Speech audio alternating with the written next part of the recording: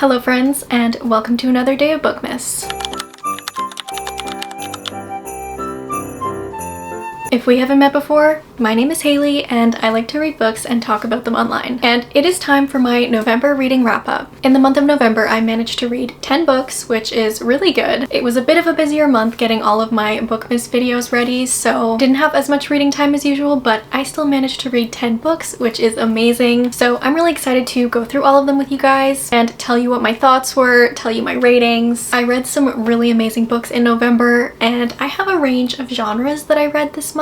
So we have lots of different books to talk about and I am so excited. So grab a drink, get cozy, and let's yap about all of my November reads. The first book I read in November was A Dowry of Blood by S.T. Gibson, and I gave this 4.5 stars. This is a gothic fantasy book that is a Dracula retelling, and it is told through the perspective of Dracula's first bride. And basically this story follows her transformation into a vampire and the centuries that she ends up spending with Dracula and other consorts who come into the equation as well. The story explores complex power dynamics in abusive relationships, and I think it was done really well for such a short book. This is definitely a character-driven story, which I really like, and I thought the dynamic between our female main character and the other consorts was very compelling. These characters go through a lot of growth, especially our FMC, as they start to recognize and confront this toxic situation they are in. The writing in this book is just so lyrical, poetic, and captivating, and I really enjoyed reading it. The tone and the vibes throughout this book are very dark and melancholic, which I really liked. I do love a dark, moody, gothic story, and this was exactly that, and I really loved that this also had such powerful themes in it. This was just a very chaotic, intoxicating, haunting, and empowering vampire story, and I really loved it. The next book I read is The Secret History by Donna Tartt. Initially I gave this book 5 stars, but this is actually a 6-star read for me. I think this book is a masterpiece. This book is a modern classic. It is a psychological thriller with dark academia elements and murder mystery elements. Basically, the story is following a group of eccentric classic students at an elite college, and they become involved in a dark secret and ultimately a murder. This story is narrated by one of these students, and right from the start of this book we know about the murder and we kind of work backwards to discover what happened and what led them down this path. This was just such a brilliant and thought-provoking read. This book explores themes of beauty, morality, hedonism, and how these can ultimately lead people towards destruction. It is a really tragic story steeped in Greek mythology, and the narrative really captures the haunting downfall of these characters. These characters are very complex, pretentious,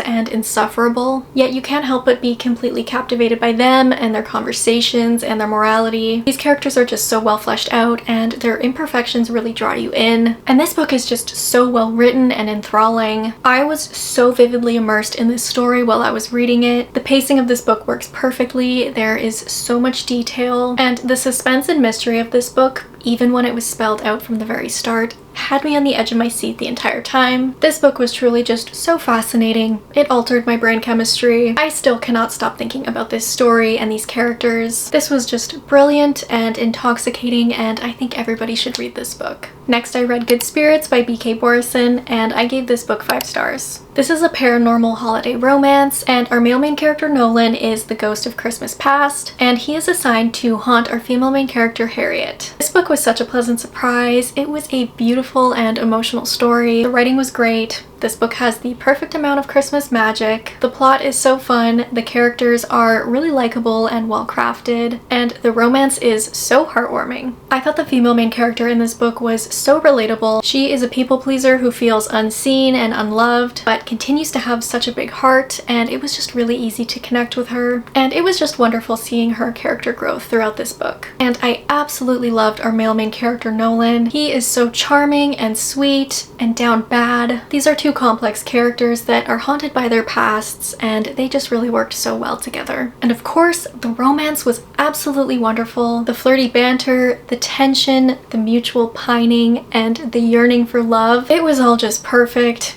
I love the connection these characters have, and it was just so easy to fall in love with both of them. I just thought this was a great holiday read. I love the paranormal twist, and I also did an immersive read of this book with the audiobook, and that was amazing. The narrators did a fantastic job, so I highly recommend immersive reading this one, and I highly recommend it for the holiday season. Next, I read When the Moon Hatched by Sarah A. Parker, and I gave this book 3 stars. Sadly, this one was disappointing for me. This is a fantasy romance book that is following our female main character, Rave. She is an assassin and she ends up getting captured, and then our male main character, Khan, comes and saves her. This book just missed the mark for me. I feel like there were a lot of elements in here that weren't well executed. So I'll start with what I didn't like. I didn't love the writing style. The flowery prose just felt really overdone and it often pulled me out of the story instead of enhancing it. And normally in a fantasy book, I love complex world building, but with this book we have a very long glossary at the start, but many of those terms and creatures were actually lacking proper descriptions within the story itself. I feel like in order for complex world building to be successful, these descriptions should be integrated into the story organically so that the story can still stand on its own, and I feel that it just takes away from the reading experience when you have to constantly reference the glossary. I also thought that the pacing of this book was a bit off. We were kind of jumping from scene to scene with little explanation, and for such a long book, not a whole lot happened in this plot. And my other issue was the female main character. I just really struggled to connect with her. I understand that some of her behavior is due to the trauma of her past. However, for this entire book, she just refuses to learn about her past or let anyone in, and I really just did not like the way she treated our male main character, Khan, because he was so great to her, so it just made it hard to feel invested in the romance with the way she was treating him. And I know this is the first book, so there's not always character growth in the first book. However, I feel like we just needed a little bit of growth from her and we really got nothing. She just really did not want to change or grow at all, so I didn't love that. What I did like is our male main character, Khan. He is this strong, broody man, yet he is so kind and caring and loving and patient. I just thought he was really great. And I also really like the dragons in this book. I think they are very unique and very cool. There's a lot of lore with the dragons that we learn a bit about, but they weren't really at the forefront of this story, so I do imagine they will be more present in book 2. So those are kind of my thoughts on this book. I think this one was just a miss for me. I will say I do think this book and this series has potential. I do think there's a lot of opportunity in book 2 for more character growth, more plot, more dragons. So I am curious to see if we will get those things in book 2. So I might pick up book 2. I'm not 100% sure yet, but yeah, I did land on 3 stars for this book for the elements that I did enjoy and for the potential that I think this series has. Next, I read Snowed In by Catherine Walsh, and I gave this book 4.5 stars. I was not expecting to love this book as much as I did. I always say I have not had the best luck with Christmas romance books. Typically, I don't enjoy them, but this year I decided to give them another chance, and I'm so glad that I did because I really enjoyed this. Basically, this book is following our main characters, Megan and Christian. They are acquaintances. They grew up in the same town when they were younger, and in the present, both of these characters are not living in their hometown, but they both have to go home for Christmas and they are both dreading it. Basically, Megan left her fiance at the altar 4 years ago, so she doesn't want to run into him. She doesn't want to go back to the town where everybody knows that she did that. And for Christian, he is single and alone, and he doesn't like going home because he feels that his family pities him, but these two end up bumping into each other before they have to go home for Christmas, and they get to talking and they decide that they want to fake date so that they don't have to go home alone. And I thought the fake dating was so well done in this story. The plot of this was just so fun. The wintry holiday setting was perfect. The writing was just so easy to consume. I really loved all of the characters in this book. I loved the family dynamics, and I really loved our 2 main characters. Right from the start of this book, when they are nothing more than friends, the chemistry and the banter between them was just so effortless, and I really loved how their romance progressed so naturally throughout this story. Oftentimes I find contemporary romance and Christmas romance books kind of cringy or cheesy, but I felt like this book was none of those things. I thought this was a really great read, and I now consider this one of my favorite holiday romance books. Next, I read Riftborne by Greenwich and Lennox, and I gave this 4.5 stars. This is the first book in the Esprithian trilogy. This is a fantasy romance book that is following our female main character, Fia. She has this power that she has been keeping a secret, but when her power erupts, she is given a choice by the mysterious general to either join his elite unit in the Guard to fight a growing threat or face execution. This book was so fun. I really enjoyed this, and I was hooked right from the start. The pacing of this one is a little bit slower, but I actually really enjoyed it, and I thought it was perfect like that. This is one of those romantasy books with writing that is just so easy to get swept up in and be consumed by. I feel like the author set up the world and the character dynamics in this book really well. I loved our FMC Fia. I thought she was really relatable, and I loved her character character development, and all of the side characters and female friendships in this book were so great. There is a slow burn romance with a mentor-mentee dynamic, there's political intrigue, and an interesting magic system. This is one of those books that really sets the stage for what is to come in this series, and the plot twist at the end of this one was wild. I devoured this and I absolutely loved it. And following Riftborne, I read Duskbound by Greenwich and Lennox, which is book 2 in the Isperthian trilogy, and I gave this book 5 stars. This was so freaking good. I absolutely loved how the story progressed in this book. The plot and the world expands so much, the stakes are really high, there's action and politics, unique magic, new characters and new creatures, and even more plot twists, and this was just so entertaining. I loved watching our female main character Fia grow even more confident in this book, and seeing her continued character development was just so perfect. Once again, the side characters are amazing, and we have a great found family that forms, and our male main character in this book is everything that I want in a book boyfriend. He is dark,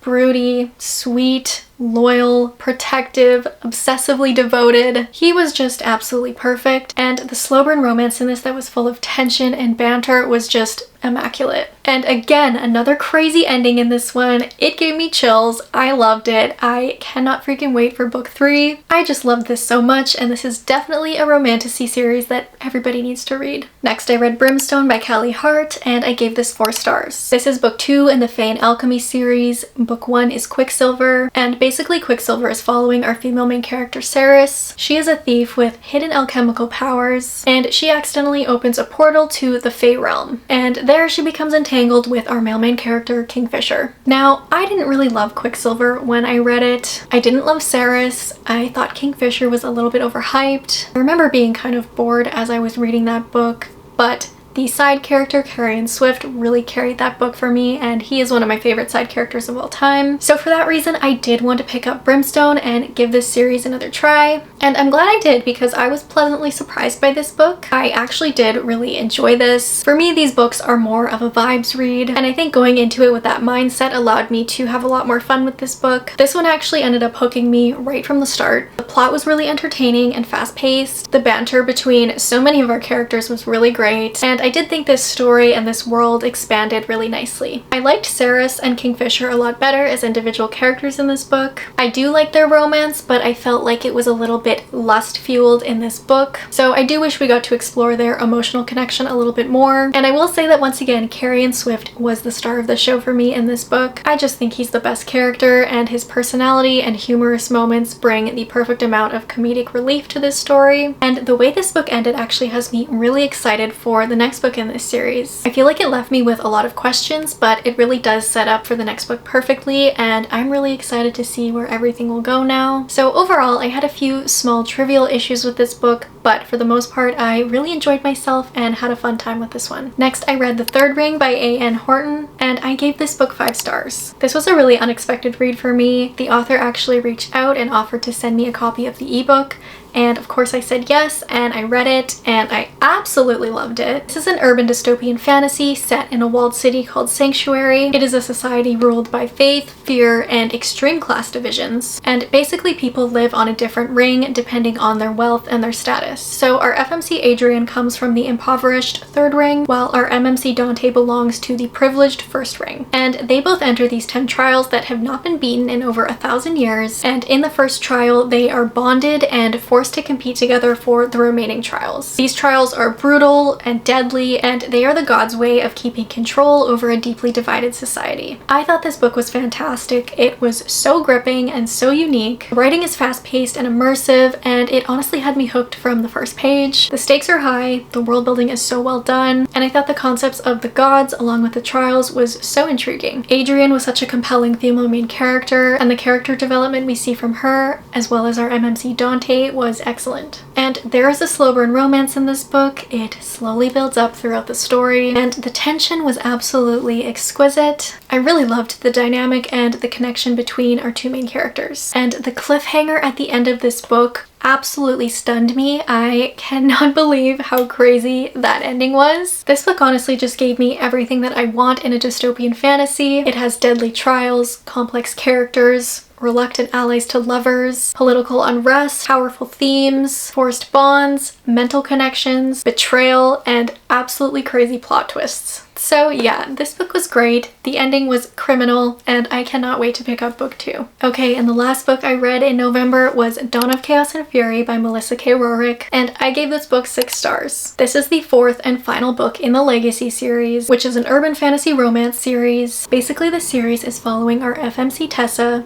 She is Fae, and in this world, the Fae were created to serve the Legacy, who are the most powerful beings that possess godlike power. However, the Legacy are dependent upon the Fae. They use the Fae as their personal sources to basically refill their power. So this series follows Tessa's journey as she navigates complex relationships, fights against her destiny, confronts her own desires, all while the fate of the realm hangs on the balance. This entire series and this book is just so phenomenal. Melissa is my favorite author of all time. Her writing and storytelling is just so addictive and captivating. This book and this series just has everything. We have all kinds of magical beings, fae, witches, vampires, dragons, shifters. There's action, politics, the most amazing found family ever. Both of Melissa's series have truly the best found family. The characters in this book are all so morally gray, complex, and just unhinged. They will infuriate you and drive you insane. They will make questionable decisions, but they are still just so real and relatable. Melissa is a master at incorporating real life emotions and struggles into her books and her characters. These characters are flawed and they are messy. It really is a raw and painful journey of growth that is not linear. So we see these characters go through a lot of trauma and a lot of healing, and the character development we see throughout this series and into book 4 is just absolutely phenomenal. Like, truly incredible character development. There is so much emotional depth in this series and in these characters. It is just so easy to feel emotionally invested and connected to them, and all of Melissa's side characters have a purpose in these books. They have their own plot lines, and that just really allows you to connect with them even more. And again, the found family, especially in this book, is just so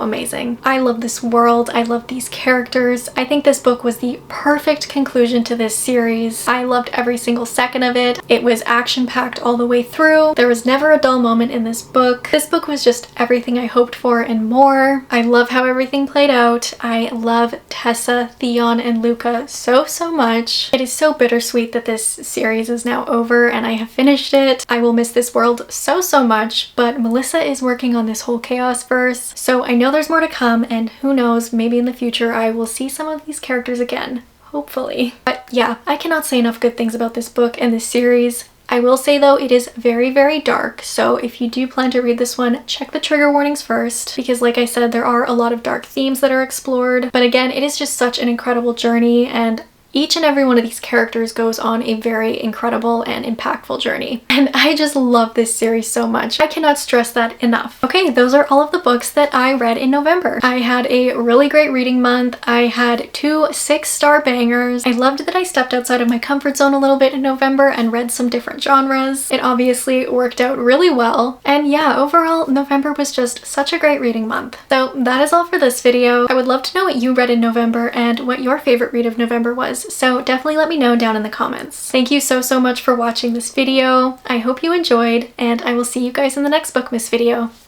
Bye!